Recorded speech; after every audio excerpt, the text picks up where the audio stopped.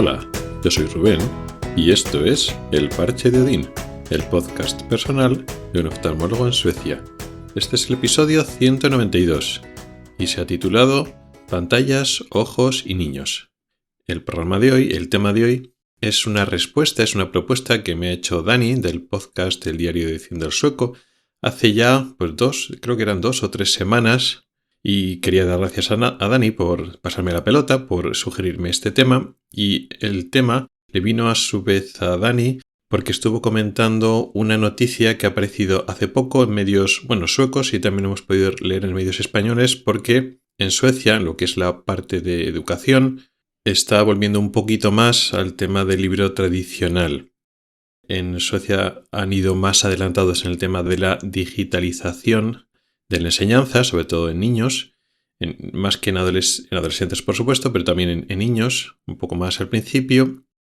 Y pues han apostado por iPads o por tablets, además supongo que también ordenadores. El caso es que lo que es el libro tradicional, con papel, y la forma de leer y de estudiar de forma tradicional ha sido apartada o ha sido relegada supongo que no totalmente, pero han ido compaginando, supongo que la lectura tradicional y los libros tradicionales con instrumentos, herramientas digitales a través de tabletas, de iPads, creo que no iPads concretamente, pero tablets en general, y parece ser que han estado dando marcha atrás, por lo menos parcialmente. De hecho, de este tema ya hablé yo hace un año, porque salió unas noticias, era una noticia un poco parecida. Y dejaré en las notas del programa el episodio que dediqué a finales del 2023, que se hablaba de eso.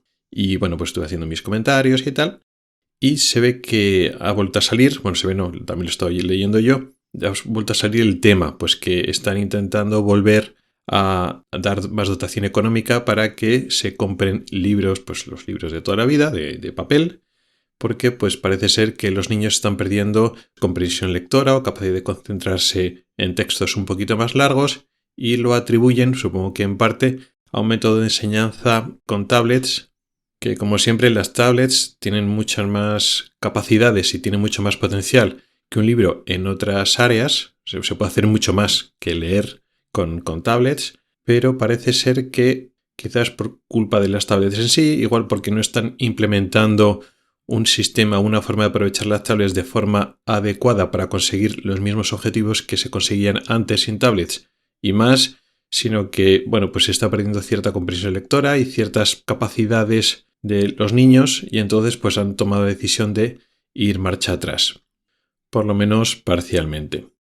Y Dani, pues también dejaré un enlace a su podcast, el episodio donde hablaba de este tema, hace sus reflexiones y dentro de ellas pues se pregunta cuál es el efecto o qué es lo que pasa cuando se usa durante tantas horas en niños relativamente pequeños el uso de pantallas, no solo fuera de casa, porque luego después los niños cuando están en casa utilizarán pantallas, por supuesto, de la televisión y se juegan a videoconsolas y luego pues con el móvil, con las tablets, o sea que aparte del tiempo de pantallas que tienen en casa con su familia, pues la cantidad de horas que le están metiendo en clase. Y supongo que también los deberes tendrán que hacerlos también con tablets desde casa. El caso es que el hecho de digitalizar la enseñanza, la educación, hace que el tiempo de exposición de los niños y los ojos de los niños a pantallas, si ya de por sí ya ha ido creciendo en estos últimos años, en un sistema educativo como el sueco, que va más adelantado o más digitalizado que otros países europeos, por supuesto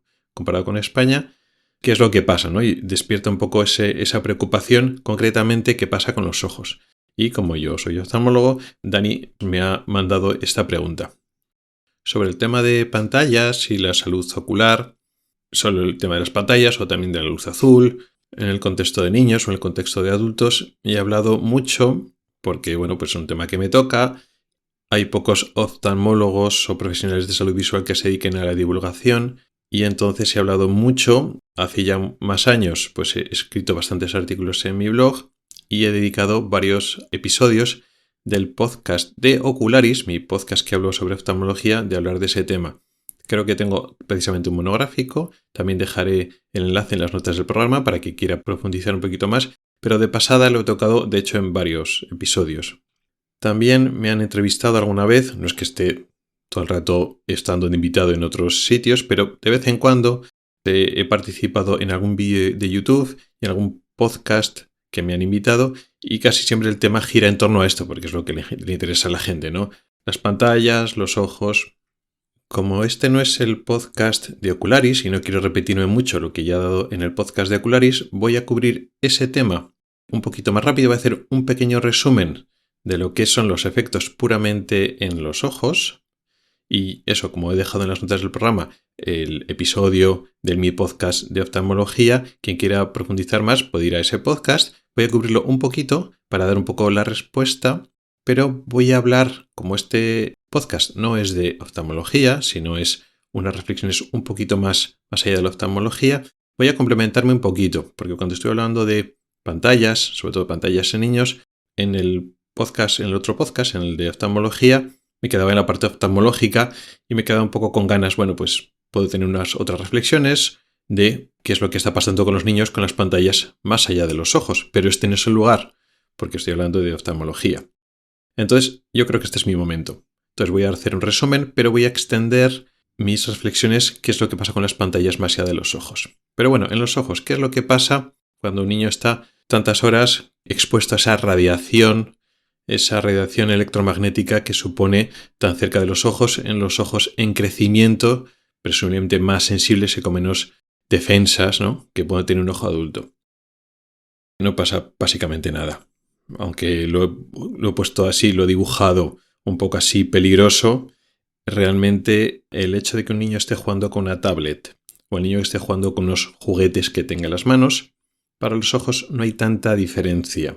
Sí, es una radiación de luz directa, mientras que cuando un niño está jugando con unos juguetes es luz indirecta, es decir, la luz que entra pues, por la ventana, luz natural, o la luz de luz artificial de la lámpara que tiene en la habitación, rebota en el objeto y va al ojo, mientras que la pantalla es una luz directa. Pero luego no es tanta diferencia. La cantidad de luz, la intensidad y el tipo de luz es básicamente el mismo y el niño está enfocando de cerca. Pues lo mismo que si tiene un juguete entre las manos, está enfocando más o menos a la misma distancia.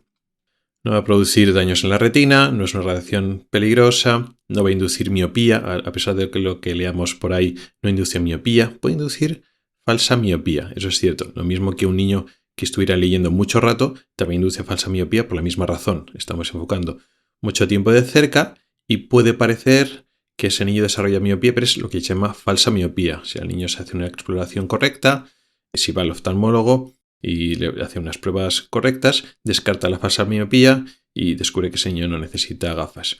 Ni va a empeorar la miopía si existe, ni va a progresar más rápido. Eso es falso a pesar de lo que podemos leer por ahí.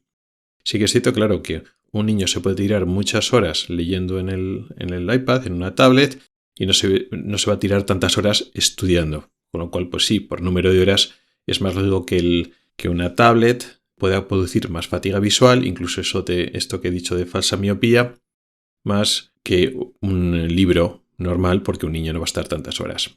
Pero quitando eso, estamos hablando de síntomas o problemas leves. Además, se produce más en adultos que en niños. Así que no, realmente un problema de salud realmente por el tema de usar pantallas en los ojos, por ahí no van los tiros. Eso no quiere decir carta blanca y que las pantallas sin ningún límite de edad, sin ningún límite de tiempo, sea lo correcto, pero el tema no está en los ojos. A pesar de esto, me he visto en la tesitura, en la coyuntura, de que me ha tocado a mí ser el malo para limitarlo. Quiero decir, en la consulta médica, pues cuando vienen los padres a revisarse los niños. También alguna vez me ha pasado en entrevistas o en divulgación, pero sobre todo me ha pasado cara a cara, en persona de forma individual, con padres y con niños, pues usar la excusa de el oftalmólogo es el médico que te dice que no usen tanto las pantallas, tengo que ser yo el malo. Pues entiendo y está bien de que los padres sean conscientes de que el niño no tiene que estar tanto tiempo con las pantallas, pero la forma de hacerlo, es decir, mintiendo, utilizando falsas excusas, no es lo correcto. O sea, engañar al niño y decir, no, mira, es que el médico te ha dicho que es malo para los ojos. No, es malo para otras cosas, o puede ser malo para otras cosas. No me uses a mí como excusa. Primero, tú eres el que tienes que educar a tu niño, no el médico. Y segundo, ¿qué mensaje le estás dando al niño? Ahora no, pero luego se da cuenta más tarde. Si los padres están utilizando excusas o tergiversan la verdad para, pues, educar. Aunque el fin sea correcto, los medios no son los correctos. O sea, esa no es la excusa. Entonces, dejando el tema aparte de los ojos, hay motivos para que los niños utilicen tablets, motivos para que no los utilicen, y luego después a partir de qué edad y cuántas horas. El problema de esto es que en vez de ser una discusión racional de un tema que no conocemos mucho, el uso de tablets en niños y que sea algo tan masificado y tan de consumo, etcétera, tan accesible para todo el mundo, tan democratizado, como se dice ahora, es nuevo y nadie sabe correctamente. No tenemos información objetiva, científica, para hacer muchas afirmaciones, pues tenemos que ir aprendiendo sobre la marcha. Pero a pesar de eso, en vez de tener en general toda la población una actitud prudente y esperando tener más información para que sepamos qué es lo que tenemos que hacer, no, pues como siempre, como suele pasar últimamente, hay muchas posturas ideológicas que se están radicalizando. Está la postura de los tecnólogos, que están echando la culpa que los problemas que pueden tener los niños por el uso de tablets es porque no se usa bien. Es decir, si un niño tiene dificultades lectoras es porque está utilizando mal una tablet, porque una tablet puede funcionar igual de bien que un libro de texto, efectivamente. Si el niño se distrae o con una tablet y no se concentra igual con un libro de texto, efectivamente es por el uso de mala tecnología. Si el niño está jugando, puede salir de la tablet y puede entretenerse y hacer otras cosas, mientras que en un libro no. Un libro tiene letras y no puedes salir de la aplicación y ponerte un juego o interactuar de otra manera. Pero en la tablet también se puede conseguir, si lo haces bien, para que se funcione exactamente como un libro en el momento que toca leer. Efectivamente, eso es cierto, pero no es realista. No es realista en este momento y hay que darse cuenta que igual puede ser necesario ir limitando el uso de tablets hasta que efectivamente las herramientas y las maneras de utilizar la tablet sean más adecuadas para utilizarlo más tiempo, porque igual el uso de tablet actual, con las aplicaciones de ahora, con las faltas de restricciones, con las faltas de conocimiento que tienen la mayoría de los padres, pues efectivamente no funciona así. Entonces, la postura de algunos tecnólogos es poco realista y además también los tecnólogos no, pero es que esto no va a ser malo y esto y es necesario para que los niños pues sean lo que llaman nativos digitales y si no se incorporan las tecnologías cuanto antes van a ir retrasados con respecto a otros niños. Eso tampoco está demostrado. Estamos haciendo afirmaciones categóricas sin tener pruebas. O sea que está un poco la factura de los tecnólogos que básicamente como reacción a los que están rechazando de plano las tablets, ellos también se radicalizan al otro lado, ¿no? Y entonces las tablets son buenas y se puede utilizar en cualquier momento sin ningún problema y quien no lo hace es que lo está haciendo mal. También están poniendo, porque eres tecnólogo, eso no significa que sepas cómo funciona el cerebro de tu niño. Sabes cómo funciona una tablet, puedes configurarla mejor que otras personas, pero realmente no entiendes qué efecto tiene esa tablet en el niño, por mucho que sepas de tecnología. O sea que esa postura mal. Luego está la postura contraria, que son los, vamos a llamarlos neoluditas, ¿no? Los opuestos al cambio, pero opuestos de forma extrema, ¿no? Todo lo nuevo es malo. Yo como me crié yo, es la forma correcta. Yo he salido bien y mi generación salió bien, con lo cual no puede haber otras formas diferentes que también sean correctas, con lo cual es una prohibición como total de toda tecnología. Y se van al extremo. Claro, ¿y eso hasta cuándo? O sea, el niño va a tener ni una tablet ni un móvil hasta que se vaya de casa con 18 o 20 años, hasta que ya tenga la mayoría de edad, hasta que no pueda beber alcohol o no conduzca un coche, no puede tener ningún teléfono móvil ni una tablet, absolutamente nada.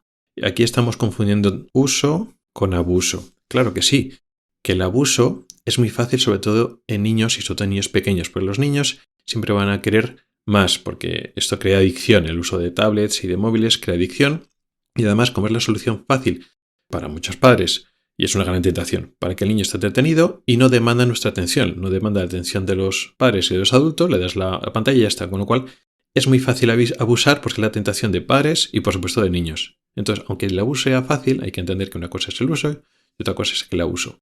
Que igual que a partir de ciertas edades vamos a abusar mucho y luego tenemos que esperar a que el niño sea un poquito más mayor para empezar un uso moderado. Sí, pero bueno, hay que entender uso y abuso.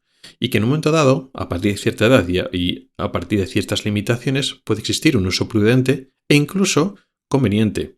A partir y también eso, en función de cierta edad.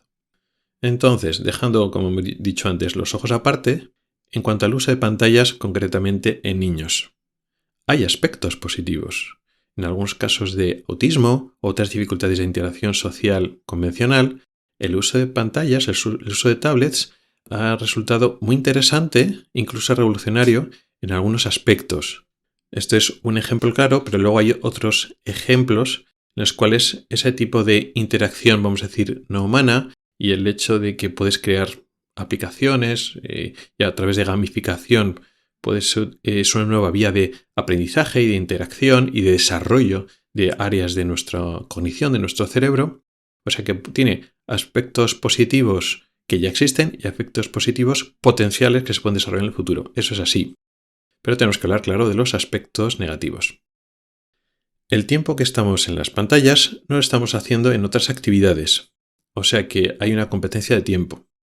Esto es un juego de suma cero. El tiempo que disponen los niños al día de actividades, fuera de comer, fuera de los desplazamientos, fuera de dormir, tanto dentro de clase como fuera de clase, como actividades de tiempo libre o extraescolares, el tiempo es limitado.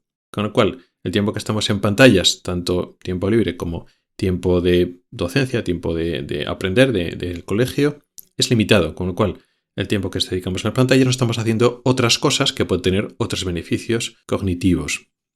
El cerebro del niño, además, tiene que desarrollar capacidades cognitivas que tienen muchos ámbitos. Cognitiva no solo es la inteligencia pura, sino tenemos que desarrollar el cerebro para muchas actividades que son fundamentales para tener una vida de adulto, vamos a llamar normal o socialmente adaptada a nuestro entorno.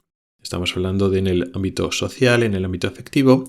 Tenemos que hacer un desarrollo cerebral para que luego después tengamos esas áreas, esas, vamos a llamar competencias, esas capacidades cerebrales correctas para que luego después seamos unos adultos bien adaptados o normalizados, digamos, a nuestro entorno.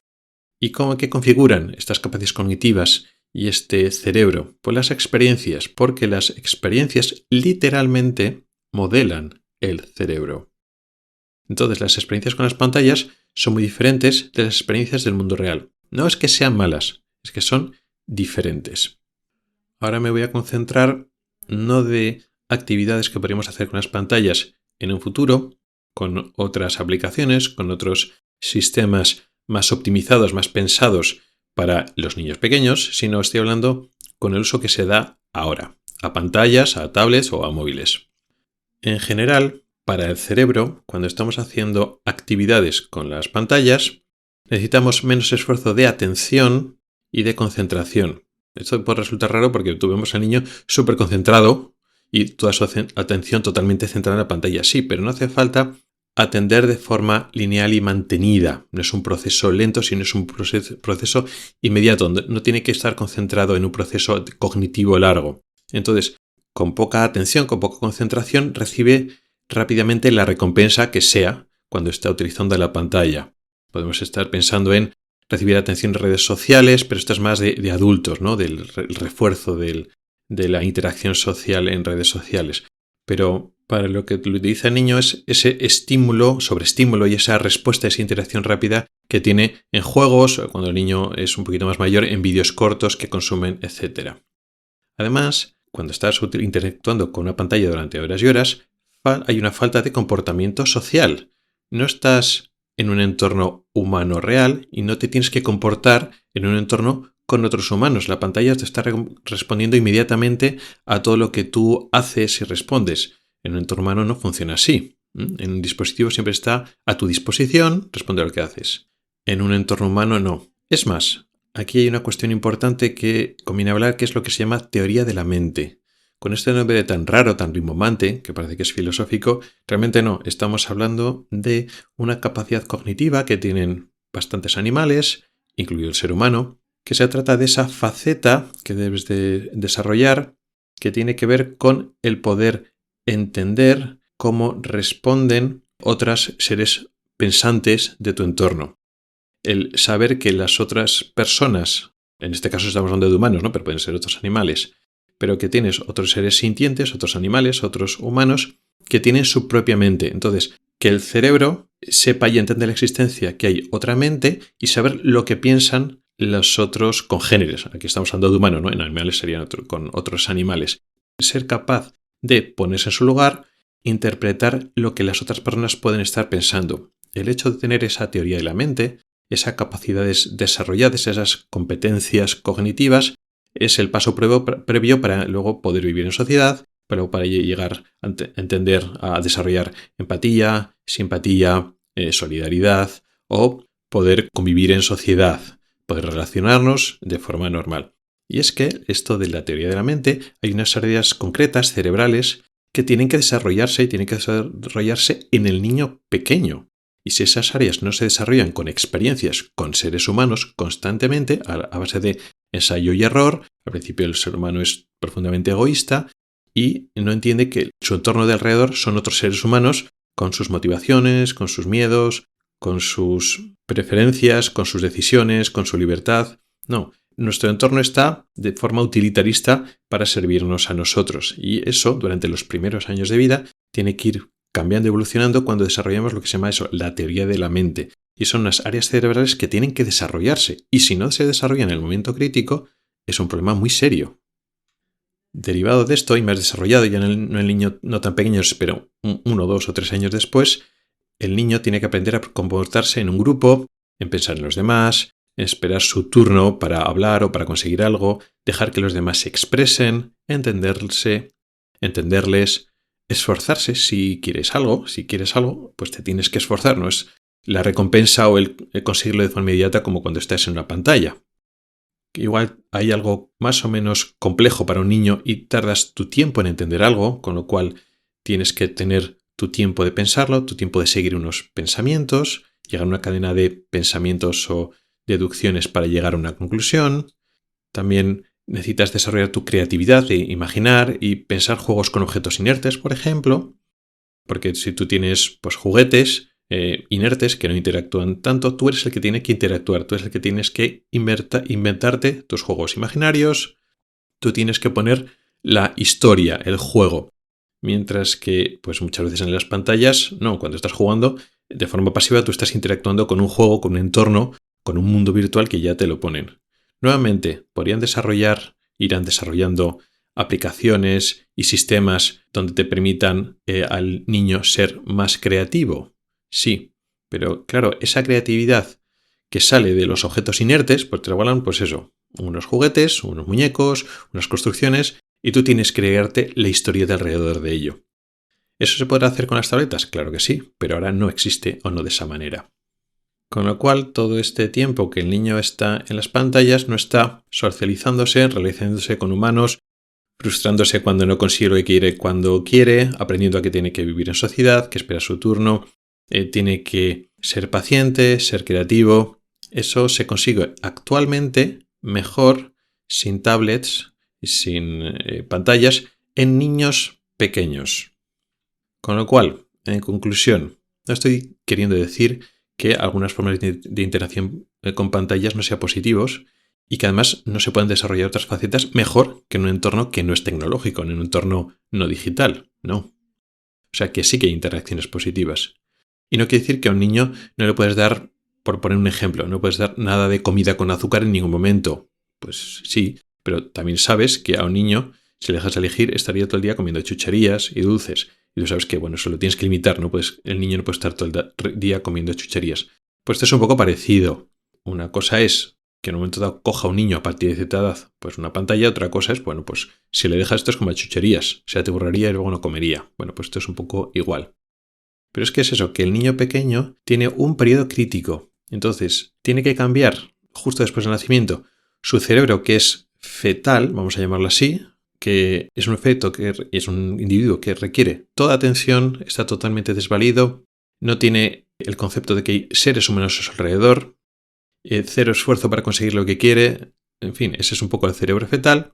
Tiene que ir cambiando a un cerebro infantil, pero que, aun siendo infantil, ya es social, con su teoría de la mente desarrollándose, entendiendo que hay otros seres humanos que tienen que entender sus motivaciones y reaccionar a ellas, un cerebro que sea capaz de entender y asimilar los rudimentos de la vida en sociedad, de que hay deberes y obligaciones, de que hay que esforzarse para conseguir algo, a veces hay que esperar para conseguir algo, de entender conceptos a través de procesos de razonamiento progresivo que tardan su tiempo, y esto no es solo que dependa del niño, no es que el niño hay que se porta bien o se porta mal o que sean más o menos traviesos, o el hecho de que el niño se esfuerce o no se esfuerce no es meramente un acto de fuerza de voluntad, no.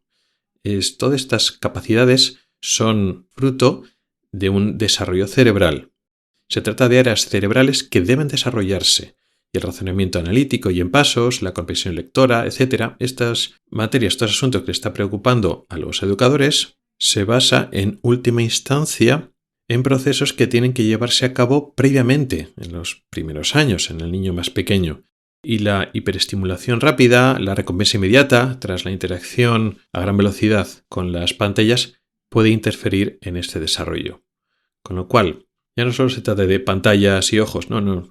Es que hay un proceso cognitivo, de desarrollo cerebral, de desarrollo anatómico, de desarrollo de capacidades que está totalmente imbricado en las experiencias del niño. Y no todo lo que las pantallas traigan va a ser malo, pero tenemos que ser conscientes de cómo funciona el niño toda nuestra vida, en nuestra humanidad, es decir, en un entorno no digital, sustituir en gran medida durante varias horas experiencias que normalmente tienen los niños por experiencias digitales, sustituirlos puede ser negativo, sobre todo en niños pequeños, con lo cual lo tenemos que hacer con mesura. No quiere decir que las pantallas estén prohibidas, pero igual tenemos que decir, pues igual menos de X años pues no tiene ningún sentido, y a partir de X años con moderación, o sea, ir controlando las horas, porque el niño sobre todo tiene que socializar y tiene que aprender y tiene que ser creativo, ser capaz de jugar sin que una pantalla juegue por él ni le ofrezca, sino él tiene que crear sus mundos y sus juegos y sus interacciones.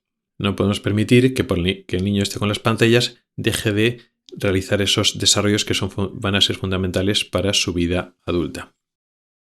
Y eso es un poco lo que te quería contar. Hemos hablado de ojos, de pantallas, de niños, y vemos que los ojos no son tan importantes en este caso, ni es precisamente el cerebro y lo que supone el cerebro, es decir, nuestra personalidad y nuestras capacidades para el futuro como adultos. Gracias por el tiempo que has dedicado a escucharme. Tienes los métodos para contactar conmigo en las notas del programa. Nos oímos la próxima semana. Hasta el próximo episodio.